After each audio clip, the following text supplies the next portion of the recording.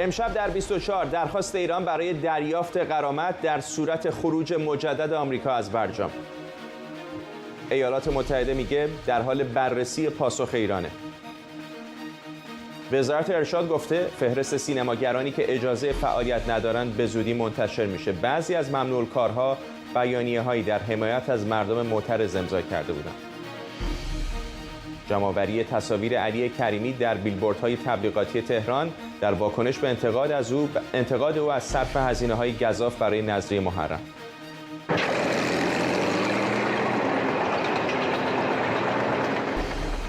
و وابستگی تسلیحاتی روسیه به فناوری غرب. کاهش توان نظامی روسیه میتونه دائمی باشه. از واشنگتن دی سی این 24 است با فرداد فرحزاد.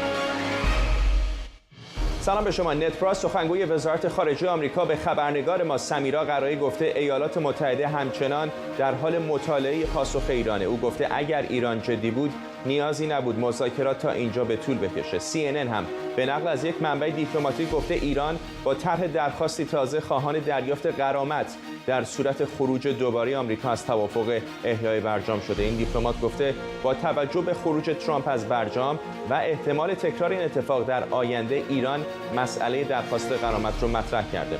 همکارم سمیرا قرایی از وزارت خارجه آمریکا با ما. سمیرا، دیدم که نت پرایس نه تنها به تو بلکه به بسیاری از خبرنگاران دیگری که اونجا داشتن سوال می‌پرسیدن بیشتر در مورد ایران صحبت کرد. بخش قابل توجهی از صحبت‌هاش چها گفت و چقدر این احتمال الان وجود داره که آمریکا راضی باشه از پاسخ ایران؟ دقیقاً همینطور فرداد. بخش عمده‌ای از کنفرانس خبری امروز در رابطه با مسئله ایران، بازگشت آمریکا به تعهدات دوجانبه برجامی، پاسخ‌هایی که ایران تسلیم به اتحادیه اروپا کرده شد و خبرنگاران سوالات بسیاری از او پرسیدند. اگر یک کلیتش رو بخوایم نگاه بکنیم، نت پرایس تصریح کرد مجدداً جایی که جو بایدن ایستاده، اون چیزی که جو بایدن از زمانی که نامزد انتخابات ریاست جمهوری بود راجبش صحبت کرد، اینکه ایران به سلاح هسته‌ای دست پیدا نکنه و میگه که در طول پاسخهایی که به خبرنگاران مختلف داد به این نکته اشاره کرد که آلترناتیوی، راه حل دیگری جز دیپلماسی برای حل مسئله هسته‌ای ایران وجود نداره و به این اشاره کرد که از سال می 2018 زمانی که ترامپ خارج شد، در اون زمان این ایده که اگر ما برجام رو که یک راه حل دیپلماتیک بود، یک توافق سیاسی بود، این رو کنار بگذاریم شاید بشه بحران هسته‌ای ایران رو حل کرد. و پرایس میگه که این مدت از اون زمان تا به امروز به ما نشون داد که این راه حل درستی نیست. این جهانی که درش برجام وجود نداره داریم زندگی میکنیم، جهانی که درش برجام وجود داشت رو هم درش زندگی کردیم و راه حلی که آمریکا در حال حاضر انتخاب میکنه یک راه حل دیپلماتیک است. این بخش از صحبتش راجع به کلیت جهتگیری هستش که این دولت در قبال بحران هسته‌ای ایران داره. اما در رابطه با خود متنی که خب 10-12 ساعتی هست که جمهوری اسلامی ایران این متن رو برای اتحادیه اروپا فرستاده، سوالات بسیار زیاد بود. هر خبرنگاری با زبان خودش سعی می‌کرد با تمهیدات مختلفی چیزی از پرایس بپرسه که اون بتونه بالاخره جوابی بده، یک جزئیاتی از این متن ایران بده که خب چیزی دریافت نشد. اعلام کرد که جزئیاتی رو نمیتونه با رسانه‌ها در میون بگذاره. در بخشی از سوالات من فکر کردم که از او بپرسم در رابطه با جدیت ایران، چون مدام امور خارجه آمریکا راجع به جدیت صحبت میکنه، اینکه آمریکا جدی است، در طرف ایرانی جدیتی دیده نمیشه، عزم و اراده دیده نمیشه. از او پرسیدم که شما که همیشه از جدیت صحبت میکنید، این متن پیشنهادی آیا جدیتی از ایران رو نشون میده یا نه؟ که فردا پاسخش رو بشنویم. ما هنوز در حال مطالعه پاسخ ایران هستیم. حزم پاسخ ایران و درخواستاش به زمان نیاز داره. امیدوارم به مرحله نهایی مذاکرات نزدیک باشیم. ما مذاکرات رو در بهار سال 2022 آغاز کردیم. اکنون تقریباً آخر تابستون سال 2022. اگر ایرانی‌ها جدیت نشون میدادن خیلی وقت پیش به نتیجه میرسیدیم. سمیرا، نه زمان مشخصی میدن، نه میگن تا چه موقع منتظر میمونن، نه میگن دقیقاً پاسخ ایران چه بوده. اما هم واشنگتن هم تهران تمام سیگنال هایی که دارن میدن به نظر میاد که هر دو طرف محتاطانه خوشبینن. محتاطانه خوشبینن. یک جمله نت پرایس امروز داشت که به نظرم در خور توجه هست و اعلام کرد که در رابطه با مسائل مهم مورد مناقشه به نتیجه رسیدن. در واقع اونها تا حدودی حل شده. اینکه حالا آیا بحث ضمانت هاست که ایران کوتاه آمده، به نظر نمیرسه که ایران در رابطه با ضمانت ها کوتاه آمده باشه. چیزی که از همین 10-12 ساعت گذشته ما شنیدیم تمرکز عمده‌ای بوده بر بحث گرفتن ضمانت‌های سیاسی و اقتصادی که اگر یکی از طرف‌های برجام به شکل یک جانبه خارج شد، ایران متحمل چه زحماتی خواهد شد، چه مسائلی پیش خواهد آمد. ضمانت میخواد بگیره که به لحاظ سیاسی کسی خارج نشه که خب این رو نمیتونه بگیره به خاطر ساختار سیاسی که در آمریکا وجود داره. به لحاظ اقتصادی دنبال ضمانت بود که میگن در متن پیشنهادی بورل، متن دوم، این پاراگراف گذاشته شده که اگر چنین اتفاقی بیفته کمپانی‌ها 80 تا 160 روز وقت داشته باشن که ایران رو ترک بکنن. از اون سمت آقای مرندی با CNN صحبت میکنه، بحث از غرامت میکنند که اگر یکی خارج شد که خب اون یکی همه میدونیم راجع به آمریکا داریم صحبت میکنیم، ایران بتونه غرامت بگیره. این در حالیه که ایران نزدیک 100 میلیارد دلار پول بلوکه شده خودش رو هنوز نتونه، پولی که متعلق به خودش هنوز نتونسته بگیره و حالا این غرامت رو چطور دریافت خواهد کرد اگر که این غرامت مادی و پولی باشه. اینها روشن نیست که آیا ایران چه پیشنهادی داده در رابطه با آژانس. فرداد به نظر میرسه که ایران دیگه بحثی از اختلافات خودش با آژانس بر سر پادمان ها نمیکنه. نکته‌ای که برخی از تحلیلگران سیاسی راجعش صحبت میکنند این که ایران در رابطه با اختلافاتش با آژانس و نظارت ها کوتاه آمده، صحبت دیگه‌ای نمیکنه، اما ضمانت های سیاسی اقتصادی رو برجسته کرده که نشون بده که من با یک سازمانی مثل آژانس بین‌المللی انرژی اتمی که دیدبان هسته‌ای سازمان ملل متحد هست، یک به هر حال سازمان جهانی است، من با این مشکلی ندارم. مشکل من با آمریکاست به خاطر ضمانت‌های اقتصادی که باید به من بده و با این کار مجددا توپ رو فرستاده به زمین آمریکا. این از طرف ایران هست. از طرف آمریکا نکته‌ای که وجود داره اینه که میگن ما باید فرصت داریم، لازم داریم تا اینها رو به دقت بررسی بکنیم. به نظر میرسه که چیزی نیست پیشنهادات ایران که آمریکا با یک نگاه اجمالی بگه که خب من اینها رو نمیتونم به جمهوری اسلامی ایران بدن. به نظر میرسه که پیشنهادات ایران داده که آمریکا باید صحت و سقمش رو بسنجه، باید بسنجه که چطور میتونه اونها رو تامین بکنه یا نکنه. یکی از نکات مهمم که خلاصه بگم در صحبت‌های نت پرایس مورد اشاره قرار گرفت، مخالفت‌هایی است که اینجا در کنگره ما میشنویم که دیگه به هر حال دموکرات‌ها هم وارد این مخالفت‌ها کرده که آقای پرایس میگه که ما وظیفمون هست که اون چیزی که با ایران از راه دیپلماسی بهش میرسیم، جزئیات صحبت‌هایی که می‌کنیم و در اختیار قانونگذاران آمریکایی قرار بدیم و اونها هم دارن وظیفه خودشون رو انجام میدن که اونها رو بررسی بکنن و ببینند که به نفع آمریکا هست یا نه. و دولت بایدن نمیخواد که بر پایه فرضیه و اما اگر بر پایه اینها صحبت بکنه و بگه که حالا اگه چون کنگره قرار مخالفت کنه پس من هم الان در دیپلماسی رو ببندم. ممنونم از تو سمیرا قرایی، خبرنگار ما در وزارت خارجه آمریکا اینجا در واشنگتن. محمد مرندی مشاور تیم مذاکره کننده هسته ایران هم گفته تهران در صورت خروج دوباره آمریکا از توافق به سرعت غنیسازی اورانیوم رو ادامه میده. آقای مرندی در مصاحبه با چند شبکه خبری از جمله CNN و TRT گفته ایران به دنبال دریافت تضمین و پرهزینه کردن خروج دوباره آمریکا از توافق برجامه.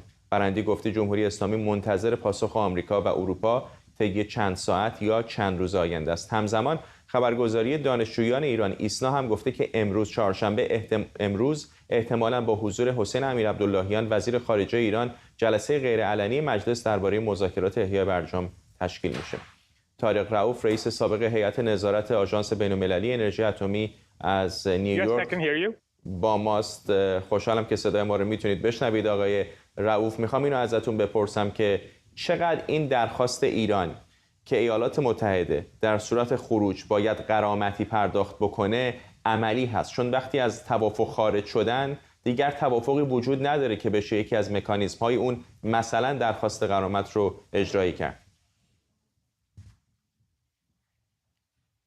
خب به نظر میاد که هنوز ارتباطمون به درستی با آقای رؤوف رئیس سابق هیئت نظارت آژانس بین‌المللی انرژی اتمی که در نیویورک هستن برقرار نشده. امیدوارم که در لحظات پیش رو بتونیم ارتباطمون رو برقرار بکنیم. اگر همکارانم بتونن به من بگن که آیا او صدای من رو میشنوه یا نه، میتونم سوالمو بپرسم. بله، به نظر میاد که ارتباطمون برقرار شد. آقای رؤوف، ازتون پرسیدم چقدر این احتمال که مطرح شده که ایران به دنبال این هست که اگر ایالات متحده از توافق برجام دوباره خارج بشه، مجبور به پرداخت غرامت بشه، امکان عملی داره با توجه به اینکه وقتی یک دولت مستقر و مستقل از این توافق خارج بشه، دیگه توافقی در عمل وجود نداره که بشه که یکی از مکانیزم‌هاش رو مثلا درخواست غرامت رو اجرایی کرد. Yes, so the demand is not realistic that compensation be paid, nor is the demand realistic that the U.S. guarantee that it will not leave the JCPOA in the یا future. این که در واقع گارانتی داده بشه به ایران که در آینده خارج نشن، اینها واقعا نیست. فکر میکنید که با توجه به حرفایی که هم از واشنگتن و هم از تهران داریم میشنویم که به نظر میاد هر دو طرف محتاطانه خوشبین هستند، چقدر احتمال حصول یک توافق در روزهای پیش رو جدی هست؟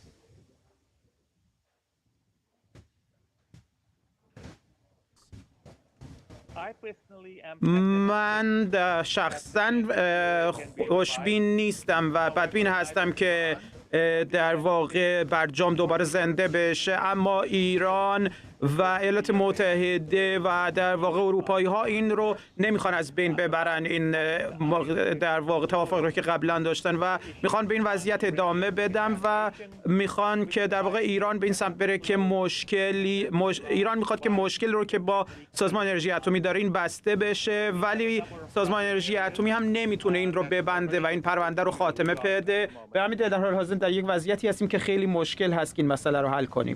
ولی آقای رؤوف، ما از دیپلمات‌ها شنیدیم که اتفاقاً یکی از بندهای این توافق احتمالی این هست که فعلا موضوع پادمانی، موضوع آژانس بین‌المللی انرژی اتمی ربطی پیدا نکنه به این مذاکرات، اما خارج از این مذاکرات ایران باید به آژانس به یک شکلی پاسخ بده. یعنی اگر پاسخ ایران قانع کننده نباشه برای آژانس، این توافق هم عملی نخواهد بود.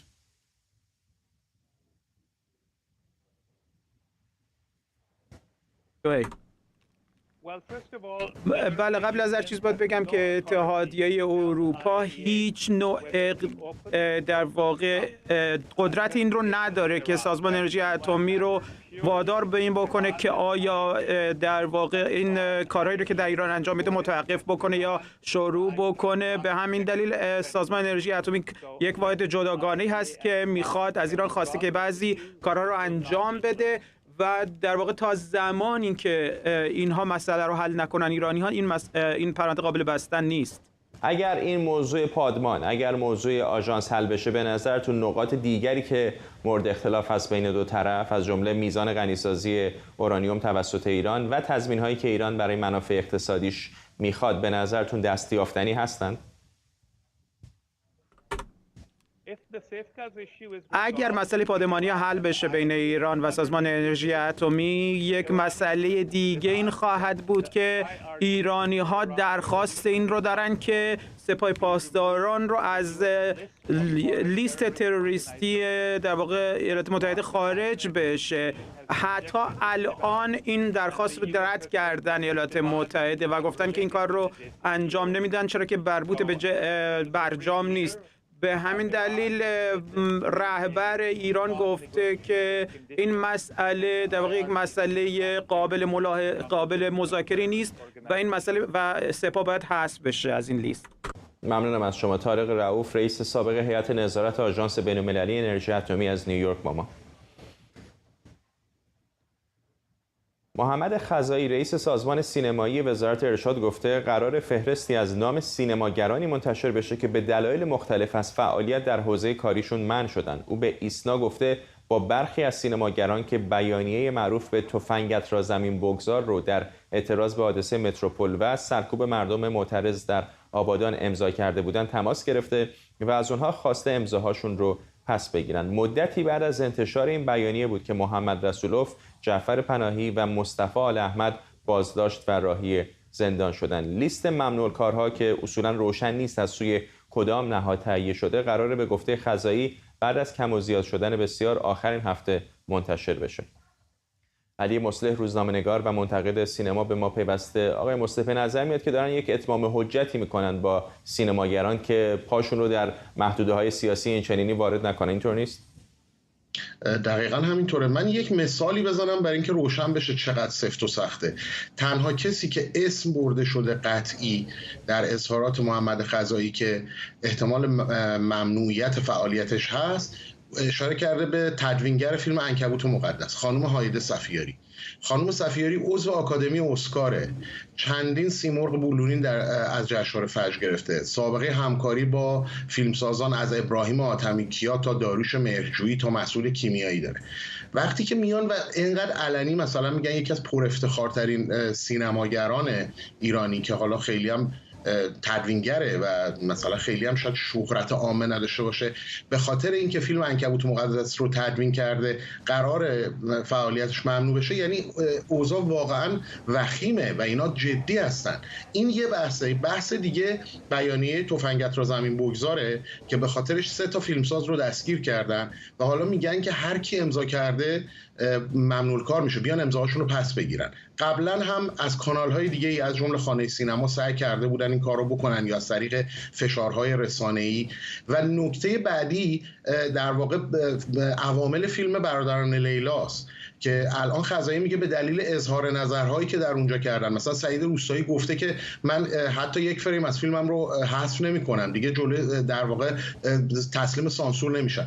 ببینید در واقع این یک جور سازوکار تنبیه و مجازات بدون اینکه اون در واقع بدون اینکه تشریفات قانونیش طی بشه و به نظر میرسه این اصلا از طرف دستگاه قضایی اتفاق نمیفته و از طرف نهادهای امنیتی داره پیگیری میشه. برای اینکه محمد خزایی در مصاحبهش میگه یک لیستی به ما دادند، اشاره نکرده کجا، ولی میشه حدس زد که از طرف نهادهای امنیتی این اتفاق افتاده و الان محمد خزایی که سابقه همکاری با این نهادهای امنیتی رو داره در تهیه فیلم‌هایی مثل قلاده‌های طلا، مأمور اجرای این پروژه است در سینما. این دیگه فراتر از سانسور و فراتر از توقیف فیلمه، این ایجاد محرومیت اجتماعی برای یک عده سینماگر که چهره‌های سرشناسی توشن. اینا جزو بهترین سینماگران ایرانی هستن، حالا ما چه سینما ایران رو دوست داشتیم چه نه، و این واقعا بی سابقه است که یه همچین چیزی رو علنی بیان اعلام بکنن، به خاطر اینکه اساساً توقیف و ایجاد ممنوعیت فعالیت چه در سینما چه در تلویزیون همیشه یک مسئله غیر رسمی و پشت پرده بوده. الان این دولت اومده به اصطلاح به سیم آخر زده و داره ماجرا رو این شکلی پیش میبره. آقای مصلح، به طور سنتی معمولاً این محدودیت‌ها در تلویزیون دولتی ایران خب همیشه بوده، خیلی‌ها رو ممنوع التصویر می‌کردن، ولی حالا با همون کیفیت جمهوری اسلامی سینما یکم به نظر میاد که آزادی عمل بیشتری داره. به نظرتون آیا این تغییر وضعیت رو در سینما هم میشه دید که الان دارن بیش از گذشته تلاش میکنن نفوذ پیدا کنن روش؟ قطعا همینطوره. ببینید ما مثلا بدترین دوران از این لحاظ در 8 سال ریاست جمهوری احمدی نژاد بوده که میگن مثلا در اون دوره خیلی فیلم ها توقیف میشدن و سانسور شدید بود، یا مثلا در دولت حسن روحانی اساسا اجازه ساخت فیلم نمیدادن، یعنی به فیلمنامه ها و موضوعات حساسیت برانگیز که بعد بخوان توقیف کنن. ولی این شکل برخوردی که الان توی این 1 سال داره اتفاق میفته، کمتر از 1 سال از زمانی که در واقع محمد خزایی منصوب شده، یک جوری شمشیر رو از رو بستنه و مرحله به مرحله داره پیشرفت میکنه. یعنی از مثلا توقیف فیلم ها شروع شد، تو جشنواره فجر 2-3 فیلمی که هیئت انتخاب برگزیده بود نمایش داده نشد، همینجوری اومد جلو، رسید به جشنواره کن، گفتن این فیلم ها برای حضور در جشنواره‌های خارجی هم باید مجوز نمایش بگیرن. حالا رسیده به جایی که میگن ما محرومیت اجتماعی ایجاد میکنیم. همین چند دقیقه پیش من دیدم مثلا مانی حقیقی اومده جواب داده به محمد خزایی. میخوام بگم سینما ایران هم بعیده در برابر این سطح از برخوردهای مستقیم و خشن و بدون خجالت ساکت بشینه. حداقل عده‌شون مقاومت میکنن، لااقل در حد موضع‌گیری. و نکته جالب اینه که خانه سینما در سکوت کامل داره ماجرا رو پیگیری میکنه و به نوعی داره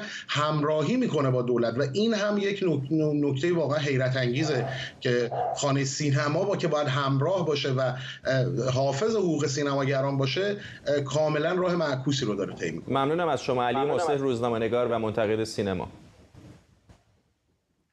شهرداری تهران بیلبوردهای تبلیغاتی علی کریمی ستاره سابق فوتبال رو به دلیل انتقاد درباره صرف هزینه‌های کلان برای نذری‌های ماه محرم جمع‌آوری کرده. چند روز پیش کریمی در اینستاگرامش نوشته بود میلیاردها تومان خرج می‌کنیم نذری بدیم و در پایان آرزوی شفای بیماری رو داریم که به خاطر نداشتن پول میمیره. در واکنش به این استوری یک واعظ به نام حامد رضا معاونیان در یک از سخنرانی‌هاش به شدت به علی کریمی تاخته. کریمی هم در صفحه توییترش پاسخ داده بدون شک خیلی ها بهتر از من امام حسین رو میشناسن، اما من اینطور میشناسم که او مقابل ظلم و آدم بدذات و بددهن هرگز سرخم نکرد. دیدم یه بیشرفی توییت کرده که میلیاردها پول هزینه میکنید برای نذری، میلیاردها پول نذری میدید که همتون جمع بشید یک دونه مریض رو بگید خدا شفاش بده. خب این پول بدید اونو درمان کنید، اینقدر میلیاردها پول نذر نکنید. بیشرف، ما میلیاردها پول نذری نمیدیم که مریضمون شفا پیدا بکنه. شفا پیدا کرد یا نکرد سر من و مریضم به نیزه. تمام شیعه در تمام دنیا برای شفای مریضانشون اقامه عزا میکنن که تو نادان احمق مثلا میگی که آقا میلیاردها خرج میکنید، خب اینو پول بدید یک کس رو درمان کنید. نوبت به فوتبال شما 4 تا الدنگ سلبریتی که میرسه، اگر میلیاردها پول از بیت المال هدر بره. شما دیدید تو این قرارداد اون چیه مربی تیم ملی گندی که زدن که 2-3 هفته بیشتر مربی تیم ملی نبود، افتضاح هم به پا کرد. الان چند میلیارد باید پول مملکت بره؟ خود بیشرف چقدر پول گرفتی؟ مربی‌ها چقدر پول میگیرن؟ چند میلیارد میگیری تو این مافیای فوتبال. کثافتی که در مافیای فوتبال برپا شده که خودتون هم دارید میگین، همه خلق هم دارن میگن افتضاحش اینه. به چه عنوان پول مملکت پول میلیاردها این مردم فقیر بیچاره باید خرج یک قرارداد غلطه؟ بعد تو آمدی میگی که نذری ندن. در همین ساعت‌های گذشته دوباره آقای کریمی در اینستاگرامش پستی گذاشته با عکس همین آقایی که الان صداش رو شنیدید و گفته، نقل قول میکنم، گفته بیشرف توی دوزاری هستی که به اسم اسلام هر زر مفتی میزنی. در پایان همین استوری گفته که از مردم میخواد که نظراتشون رو بدن و نزدیک به بالا 200,000 نفر نظر دادن. جابر رجبی فعال تحلیلگر سیاسی با ماست. آقای رجبی، پیش از هر چیز میخوام ازتون اینو بپرسم، در یک فضایی مثل فضای جمهوری اسلامی کاری که آقای کریمی کرده انصافا شجاعانه است، اینطور نیست؟ آره، واقعا به سمت تابوی رفته که خیلی برای جمهوری اسلامی مهمه. خیلی شجاعت میخواد، چون در این سالها شاعر مذهبی به یکی از کارت‌های بازی جمهوری اسلامی برای رسیدن به مقاصدش تبدیل شده. و اما اینی که اشاره میکنه آقای کریمی، بیشتر داره اشاره میکنه به اون خرج کردن حاکمیت در این مسائل. خب مناسک مذهبی در همه ادیان وجود داره، اما در هیچ جا وجود نداره که از مناسک مذهبی برای پیشبرد اهداف سیاسی، برای پیشبرد حاکم اونجا، برای پیشبرد مقاصد منطقه‌ای، برای سرپوش گذاشتن از تمامی مشکلاتشون درست بکنه. هیچ جا درست نشده، هیچ جا وجود نداره که از مناسک مذهبی برای رژه قدرت حاکمیت اون کشور استفاده بشه. آقای کریمی واقعا به درست این موضوع رو اشاره کردن. شاید حالا نتونستن بیشتر باز بکنن، ولی همینی که باز کردن این مطلب رو تاب و شکنی بسیار مهمیه. فکر میکنید هزینه سنگینی خواهند داد واسش؟ بله، بیشک هزینه داره و اینجور فعالیت کردن هزینه داره. خب وقتی که میبینیم یک چیزی تو ایران وجود داره که حتی در موضوع سلمان رشدی هم وجود داشت، خیلی راحت آزادی بیان نقض میشه با حرفهای متعدد. یعنی فحاشی، وقتی که شما میبینید یک خطیب راحت فحاشی میکنه، اون وقت ببینید ادارجات یا یک قاضی که قلم دستشه چه میکنه. یعنی یک نشانه بدیه. کسی که هیچ قدرتی نداره، فقط یک منبریه، میره روی منبر فحاشی میکنه، فحش میده و کلمه‌ای که بار سنگینی داره به یک کسی که خب بالاخره افتخار یک مردمه. یعنی این آقا هیچ افتخاری لحظه‌ای مردمی رو شاد نکرده، اما بالاخره علی کریمی یک اسطوره است. به خودش اجازه میده که اون کلمه رو به کار ببره، حتما پشتی داره. اما این نکته من بیشتر میخوام به این بگم که یعنی وقتی که یک منبری که هیچی دستش نیست این حرف رو میزنه، حتما جاهای دیگه بیشتر واکنش خواهند نشون داد، بیشتر قدرت‌هایی هستن. ولی خب بالاخره آقای کریمی هم این رو حتما میدونسته و حتما با علم به این موضوع این انتقاد رو کرده. ممنونم از شما. جابر رجبی، فعال و تحلیلگر سیاسی. بعضی از نمایندگان کنگره آمریکا در گزارشی گفتند بعد از سقوط کابل در سال گذشته 3000 تن از نیروهای نظامی افغانستان و تعداد زیادی از نخبگان نظامی کشور به ایران فرار کردند. در این گزارش گفته شده آموزش این نیروها توسط ارتش آمریکا انجام گرفته و نظامیان افغانستان بخشی از تسلیحات آمریکایی که در اختیار داشتن رو هم با خودشون به ایران بردن. واشنگتن فری بیکن هم نوشته بجز ایران، روسیه و چین هم ممکنه با استخدام این نیروها به اطلاعات حساس نظامی آمریکا دسترسی پیدا کنند. همکارم حسیبه اتکبال از بخش افغانستان اینترنشنال اینجا در استودیو به ما پیوسته. حسیبه، اگر این گزارش درست باشه، هم از نظر اطلاعاتی و هم از نظر نظامی جمهوری اسلامی به اطلاعات و تجهیزات قابل توجهی دست پیدا کرده. فرداد همین گزارش که دقیقاً دیروز که برابر بود با 1 سالگی حاکمیت طالبان و یا بهتره بگم بازگشت طالبان به قدرت در افغانستان از طرف نمایندگان جمهوری خواه به کنگره آمریکا داده شده، دقیقاً این هم بر محوریت همینه که حالا ایران، روسیه و چین میتونن که از طریق همین نظامیان دستیابی پیدا بکنن به رازهای اطلاعاتی نیروهای آمریکایی، برای اینکه کسانی که از افغانستان رفتن به ایران در بینشون کسانی هم هستن که سالها توی خود آمریکا آموزش‌های نظامی دیدن. فرداد قبل از اینکه اینجا بیام با هیبت الله علیزی رئیس پیشین ستاد ارتش افغانستان هم صحبتی داشتم در همین باره. اون برای من جزئیات جالبی داد. دقیقاً افغانستان پیش از سقوط نظام جمهوری به دست طالبان 20,000 کماندو یا نیروهای ویژه داشت. از این میان 15,000ش تنها کسانی بودند که عملاً تو جنگ بودند و آموزش‌های نظامی از طرف نیروهای آمریکایی دیده بودند.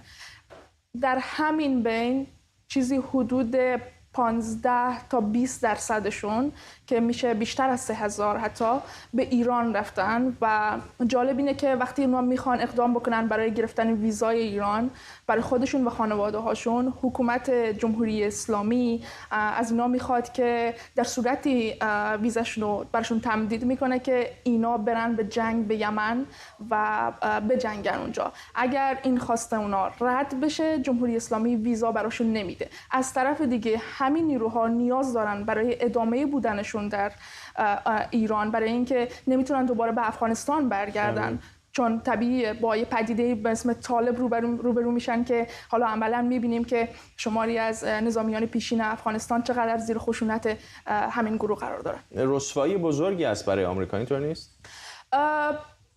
البته خب آمریکا شمار زیادی از نیروهای افغانستان رو به کشورهای دیگه هم انتقال داده، چیزی در حدود 20%، اما این رو هم فراموش نکنیم که 55% دیگه بر بنیاد اطلاعاتی که به من رسیده هنوز تو افغانستانن. خب منظورم اینه که بالاخره این خروج شتاب زده باعث میشه این همه نیروی نظامی کار آموزش دیده توسط آمریکایی‌ها با کلی تجهیزات و دانشی که طبیعتاً ایالات متحده نمیخواد به دست جمهوری اسلامی بیفته، راه گریز دیگری ندارن جز اینکه مرزهای غربی رو عبور بکنن و وارد ایران بشن.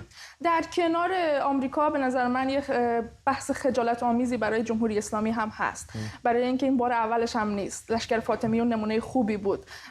سالها میشه که ایران از همین افغان‌هایی که اونجا پناهجو شدن و یا پناهنده شدن استفاده نظامی میکنه و اونا رو برای جنگ میفرسته.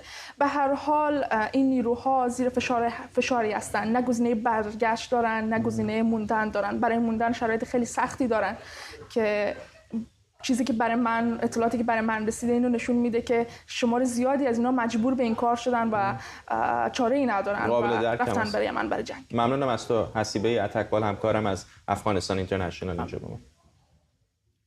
یک مؤسسه تحقیقاتی مستقر در بریتانیا نشون داده که توان تسلیحاتی روسیه به قطعات تامین شده از صنایع غربی متکیه. مؤسسه میگه روسیه اونقدر تجهیزات در اوکراین از دست داده که اگر غربی‌ها سیاست‌های تحریمی درست اجرا کنن، به دلیل وابستگی صنایع نظامی روسیه به غرب، کاهش توان نظامی روسیه میتونه دائمی باشه.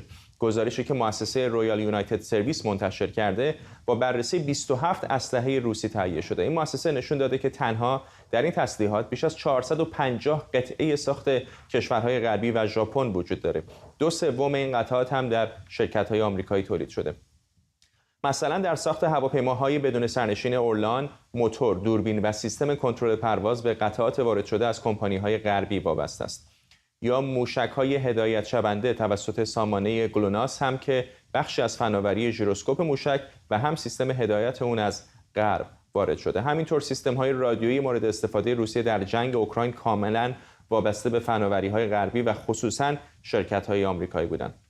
روزنامه تلگراف هم گزارش داده که بعد از اشغال کریمه تحریم‌هایی برای جلوگیری از صادرات قطعات پیشرفته به روسیه وضع شده، اما خیلی از کمپانی‌ها اون رو جدی نگرفتن. در اون زمان شرکت‌های اروپایی بسیاری از اقلام دو منظوره رو که میتونه کاربرد نظامی هم داشته باشه به روسیه میفرستادن و فقط از شرکت وارد کننده قول میگرفتن که استفاده نظامی نکنه.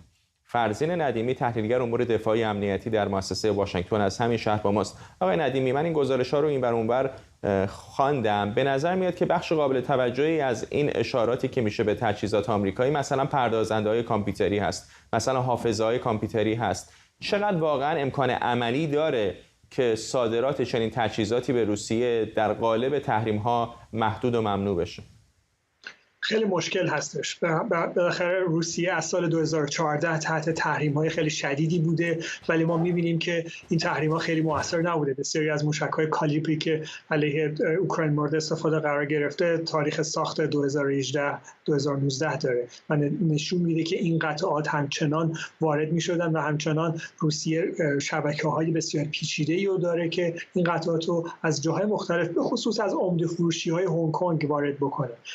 بعضی از اینا رو شما حتی آنلاین هم میتونید سفارش بدید، ولی خب البته برخی دیگه انواع قطعاتی هستن از جمله پردازنده‌های DSP که تحت محدودیت‌ها و مقررات صادراتی شدیدی هستند در کشورهای مبدأ، ولی خب می‌بینیم که به هر حال راه‌هایی وجود داره که شما همچنان میتونید این قطعات رو خارج بکنید. من یادم میاد چندین بار استادان دانشگاه ایرانی در فرودگاه آمریکا بازداشت شدن به خاطر اینکه همین پروسسورهای DSP رو در چمدونشون داشتن.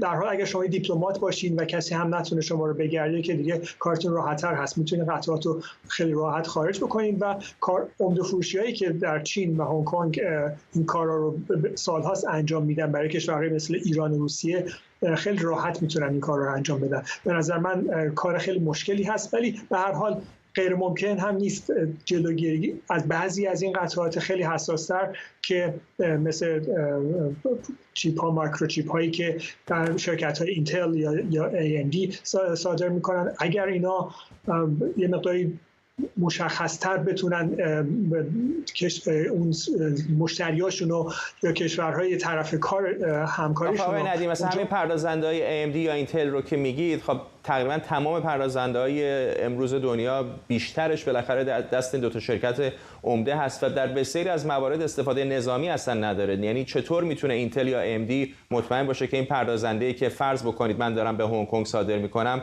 قراره بره در یک کامپیوتری رمز ارز مثلا استخراج بکنه یا قراره بره در یک موشک روسی؟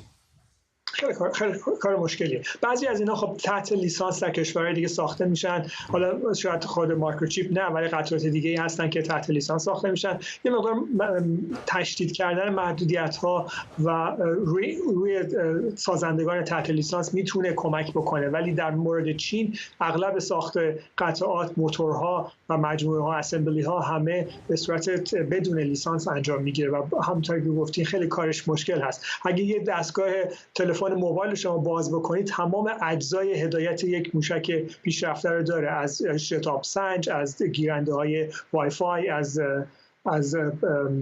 دستگاه‌های گیرنده GPS و همه قطعات ها میتونن در ساخت سیستم‌های پیشرفته جنگی هم استفاده بکنن. البته استانداردهای نظامی مقدار فرق میکنه و اگر شما بخواید برای یک سیستمی مثل یک موشک کروز از بعضی از این قطعات استفاده بکنید، باید اینا رو یه تغییراتی دوش بدین که ظاهرا روسا این کار تونستن بکنن. من دیدم اجزایی که داخل یک جعبه‌های ضد انفجار یا جعبه‌های ضد برخورد قرار داده شده. وقتی این جعبه ها که روش مارک‌های روسی هست باز میکنیم توش چیپ‌های تایوانی هست، چیپ‌های آمریکایی هست و به همین ترتیب طبیعیه که این کشورها راه‌های دور زدن تحریم‌ها رو پیدا میکنن و همین الان روسیه که ذخایر اسلحه‌هاش داره تموم میشه در اوکراین دنبال این هستش که باید این موشک‌ها رو مجددا بسازه. حالا یا باید این راه‌های تأمین این قطعات رو پیدا بکنه یا اینکه این موشک‌ها رو مجبور میشه از نو طراحی بکنه با کارایی پایین‌تر با دقت کمتر.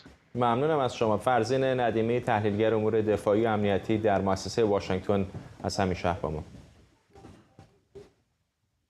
مهمترین رقابت مقدماتی انتخابات در آمریکا امروز در ایالت وایومینگ برگزار میشه. لیز چنی، نماینده فعلی این ایالت در مجلس نمایندگان که از مهمترین منتقدان دولت ترامپ، در مقابل خانم هیگمن قرار میگیره که از طرف آقای ترامپ حمایت شده. عده‌ای معتقدند نتیجه انتخابات امروز در آینده سیاسی لیز چنی اهمیت بسیار زیادی داره.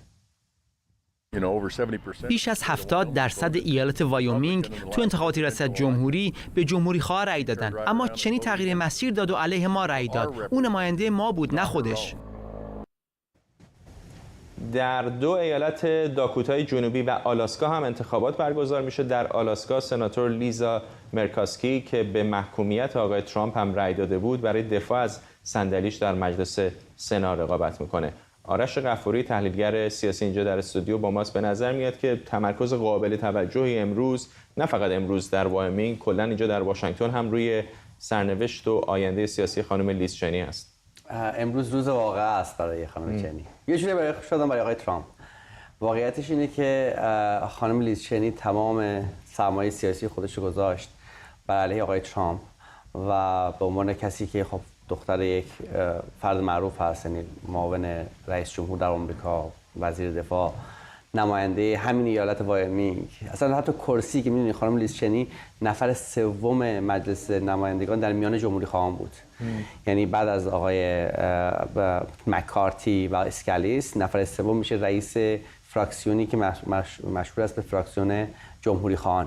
این پست رو پدرش هم در دهه 80 میلادی در اختیار داشت، ولی بعد از اینکه به استیضای آقای ترامپ رأی میده، میشه به منتقد بی‌پروای آقای ترامپ در کمیته 6 ژانویه میشه معاون رئیس. بعد از اون خب از این مسئولیت کنار گذاشته میشه، اما خب انتقاداتش به آقای ترامپ همیشه ادامه میداده و امروز باید ببینیم چه اتفاقی میفته. البته خب تو نظرسنجی‌ها پایین‌تر هم هست. خودش که تو چند تا مصاحبه که من دیدم این ور اون ور گفته که اگر دفاع از قانون اساسی به این معنی است که من کرسیم رو از دست بدم، اشکالی نداره، بذار از دست بدم. ولی این هزینه است که نه فقط خانم چنی، بسیاری دیگر از جمهوری خواهانی که روبروی آقای ترامپ ایستادن الان دارن پس میدن در واقع. آره، ولی خانم چنی فرق می‌کنه. یعنی اگر آقای ترامپ می‌خواست یک نفر رو انتخاب کنه از میان همه اعضای کنگره آمریکا در مجلس نمایندگان و مجلس سنا که این یه نفر نباشه، حتما خانم چنی رو انتخاب می‌کرد. ما خب داشتیم آقای مایر بود، تیم مایر، آقای رایس بود که هر دوتاشون میبازن. آقای نیو هاوس بود که میبره جزو مجلس نمایندگان تو آمریکا. اینا یا آقای مثلا براین کمپ که فرماندار جورجیا بود، اینا با آقای ترامپ مشکل داشتن اما بی‌پروا از آقای ترامپ انتقاد نمی‌کردن. خانم لیز چنی بی‌پروا از آقای ترامپ، ایشون و آقای ادم کینزینگر. حالا باشون حرف دیدم یه حرفایی داره زده میشه که اگر خانم لیز چنی در این انتخابات مقدماتی شکست بخوره، که همونطور که خودت هم گفتی نظرسنجی‌ها همه گواه این رو دارن میدن که احتمال داره این اتفاق بیفته، دارن میگن که دموکرات‌ها در انتخابات ماه نوامبر انتخابات نهایی که در واقع بین دموکرات‌ها و جمهوری‌خواه هست، حزبشون رو عوض بکنن، موقتاً دست کم بشن جمهوری‌خواه، بعد به خانم لیز چنی رأی بدن که خانم لیز چنی بره به مجلس نمایندگان. چقدر واقعا چنین چیزی امکان عملی داره؟ البته خب یعنی به عنوان نامزد مستقل بره دیگه. احتیاج ندارن حزبشون رو عوض کنن، میتونن به هر تو انتخابات نهایی میتونن رأی بدن. اگه می‌خواستن عوض کنن تو همین انتخابات مقدماتی که این کارم یه پیشنهاداتی شده بود بکنن. هفته پیش هم با هم صحبت کردیم. نه، منظورم به حالت تکنیکی نیست، به حالت سیاسی شه که یعنی برای این انتخابات خاص حزبشون رو تغییر بدن، به صورت سنتی دموکرات رأی میدادن، این بار به یک نامزد مستقل که خانم لیز چنی باشه رأی بدن. گزارشتون بود ایالتی که 70% به دونالد ترامپ رأی داده، یعنی این 70% واسه کار انتحاری کرد خانم چنی عملا. کار انتحاری که خب اون گفت که من روی دیدگاه انتحار سیاسی برای شاید از لحاظ شخصی، ولی گفت من روی دیدگاه سیاسی خودم میخوام وایسم دیگه، حالا درست و غلطش با کسایی که چجوری تفسیر میکنن، ولی خب ایشون تو دیدگاه سیاسیش موند و خب پدرش هم هفته پیش هم بازم صحبت کردیم، پدرش ویدیو منتشر کرد انتقاد کرد از آقای ترامپ به شدت، ویدیو تبلیغاتی خود. بله ویدیو خیلی چون فرصتمون کمه میخوام به داکوتاها برسیم، اما اول بریم سراغ آلاسکا. آلاسکا هم از اون ایالت‌های جالبه. آره دیگه، آلاسکا هم همینه تقریبا.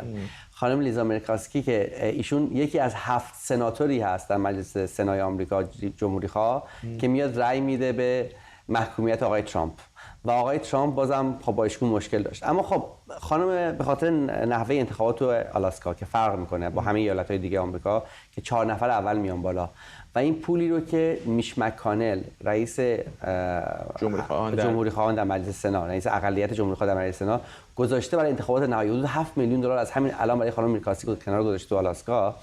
احتمال اینکه حتی ایشون نفر دوم بشه تو این ایالت بیاد توی انتخابات نهایی، احتمالی که بخواد برنده بشه بیشتر است، چون 4 نفر. سارا پلین هم تو آلاسکا مثل که زمزمه‌اش هستش که برای مجلس نمایندگان میخواد. آره سارا پلین بعضی این آقای دان یانگ بود دیگه که نماینده آلاسکا یه نماینده تو مجلس نمایندگان داره. ایشون فکر کنم چند ماه پیش بود که فوت میکنه بعد از اینکه 40-50 سال. چون جالب من نمی‌فهمم یه دونه نماینده داره. بله. 2 تا سناتور داره ولی یه نماینده. بله، برای اینکه یه دونه میگن دیستریکت ات لارج، یعنی یه نماینده کل دیستریکت که یه خاطر جمعیت. دیگه ایالت دیگه این شکلی داره. وایومینگ همین جوریه. بله، داکوتا، ساوت داکوتا همین جوریه که بازم انتخابات داریم براش. ولی خب سارا پلین وقتی ایشون آقای دان یانگ میمیره، دان یانگ یک از سال زمان فورد رئیس نماینده آلاسکا بود تو همین دیستریکت.